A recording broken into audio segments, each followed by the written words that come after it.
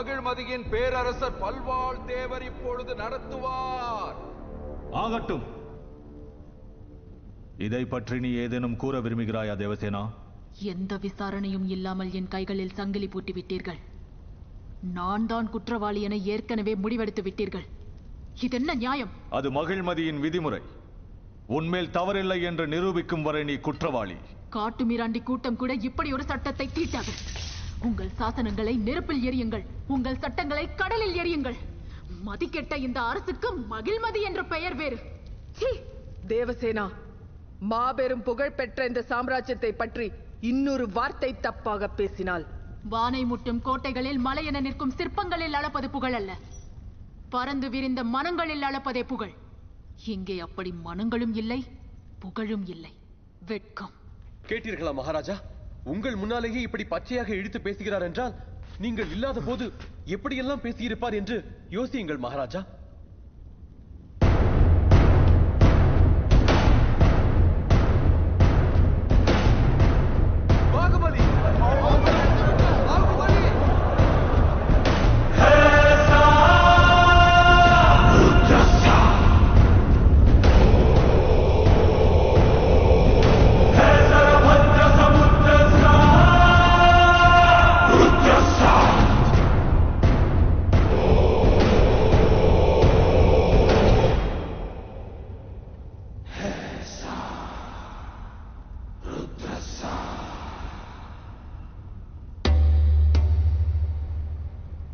என்ன நடந்தது?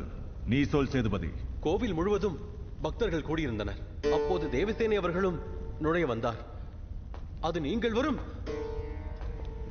வரும் வேளை என்பதால் நான்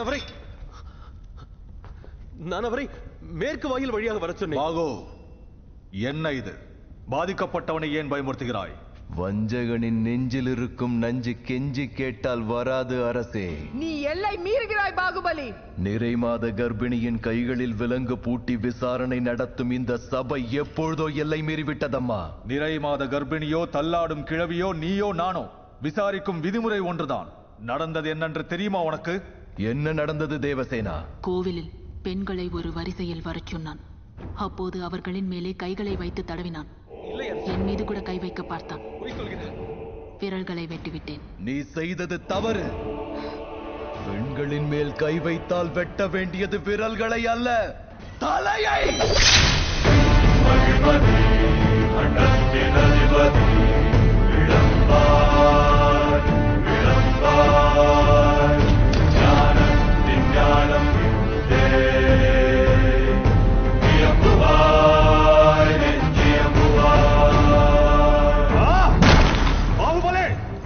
என்ன ஆணவம் இருந்தால் என் சபையை அவமதிப்பாய்? தப்பு செய்த காரணத்தால் சேதுபதி படபடத்தான்.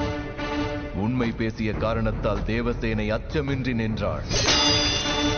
குற்றம் நிரூபிக்கப்பட்டது, தலை துண்டிக்கப்பட்டது.